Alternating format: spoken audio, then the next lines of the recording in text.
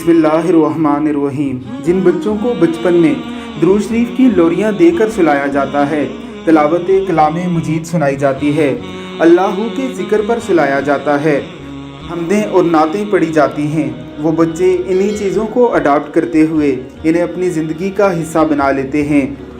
आने वाली अगली ज़िंदगी में भी बचपन में सुनी इन आवाज़ों का पास रखते हुए इस्लाम के करीब रहते हैं, अपने हर काम में ही इस्लाम को तरजीह देते हैं।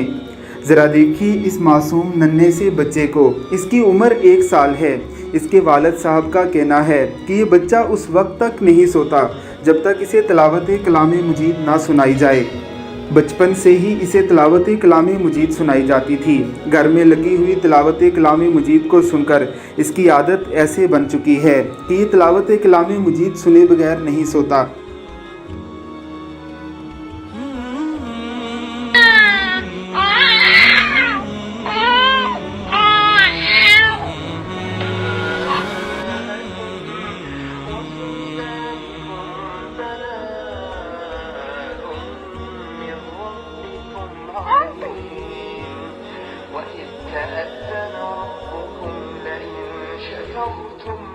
अल्लाह रब्बुल इज़्ज़त की करोड़ों रहमतों का नुज़ूल हो ऐसे वालिदैन पर। अल्लाह रब्बुल इज़्ज़त इस बच्चे से दीन का कोई बड़ा काम ले। अल्लाह हमें भी अपने बच्चों की ऐसी तरबियत करने की तौफीक अता फ़रमाए। अल्लाह हमारे बच्चों को भी ऐसी आदत अता फ़रमाए। आमीन सुम आमीन।